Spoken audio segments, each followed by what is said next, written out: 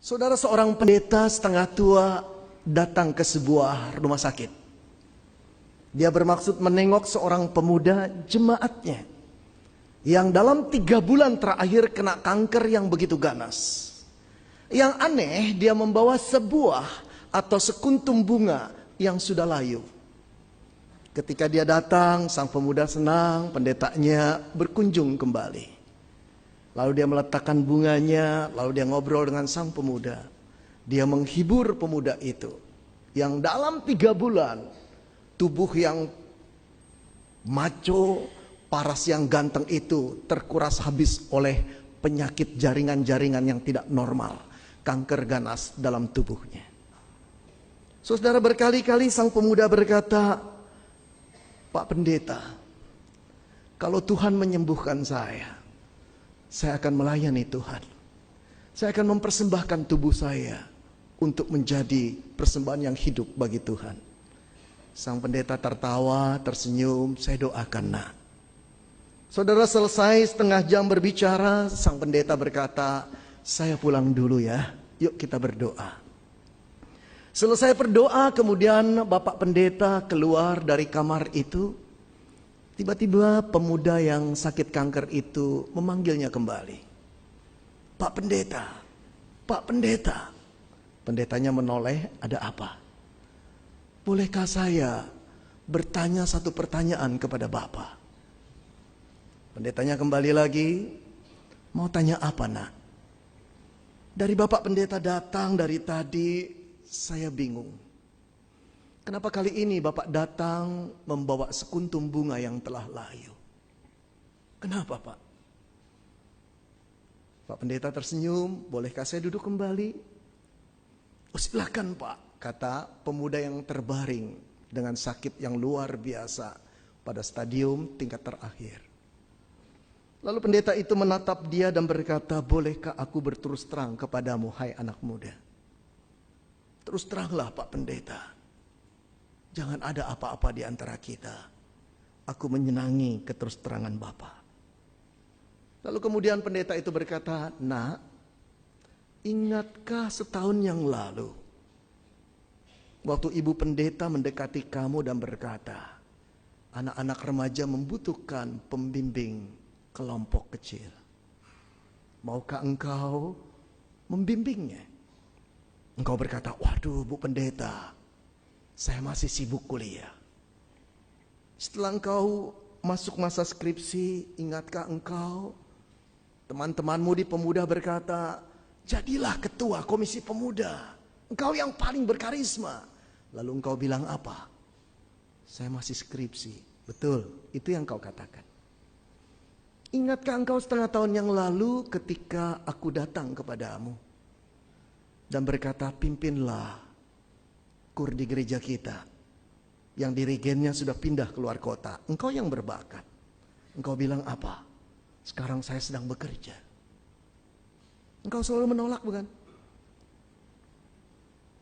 Tapi setelah engkau kena kanker, beberapa kali aku datang kepadamu, hai anak muda. Berkali-kali engkau berkata, "Pak Pendeta, tolong doakan saya. Kalau Tuhan menyembuhkan saya ingin mempersembahkan hidup saya kepada Tuhan." Hai anak muda, dengarkan aku. Engkau sedang memberikan Tuhan sekuntum bunga yang sudah layu. Apakah kau pikir Tuhan hanya layak menerima sekuntum bunga yang telah layu?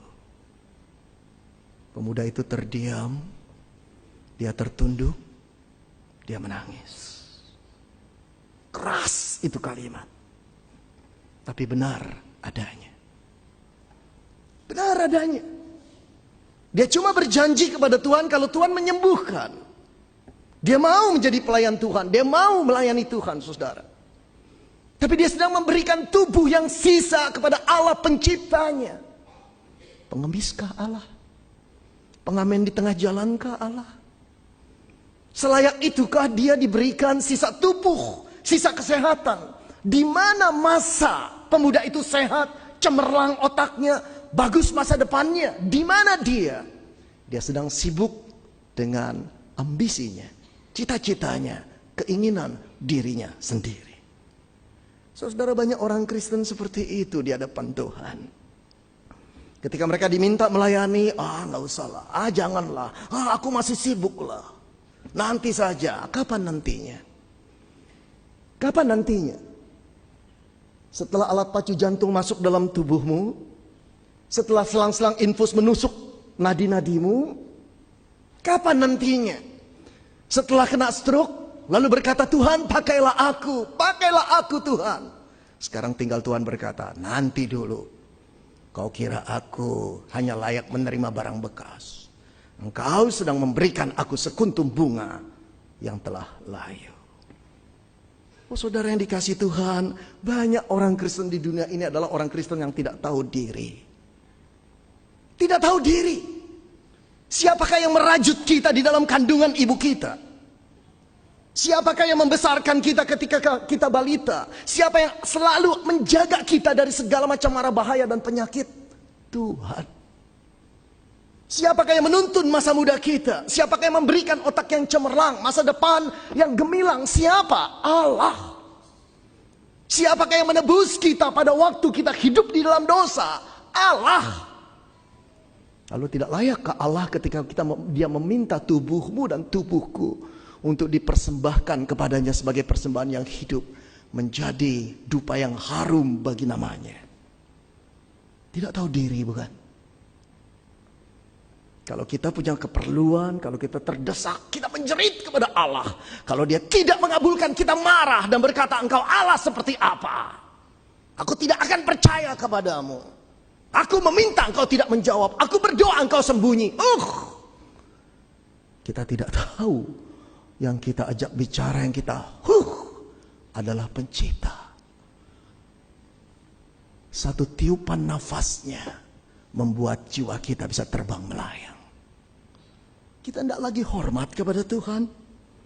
Kita tidak lagi takut akan Tuhan. Kita membuat dia seolah-olah kacung kita, bujang kita. Kita seolah-olah berhak atas diri kita. Seolah-olah kita bisa menciptakan diri kita sendiri dan tidak bergantung kepada Allah. Padahal seluruh hidup kita sampai sekarang ini, kita bergantung kepada Tuhan. Saudara, karena itu Paulus mengingatkan jemaat atau orang Kristen di kota Roma untuk tidak main-main dengan Allah, untuk memuliakan Tuhan dengan tubuhnya. Karena itu dia berkata,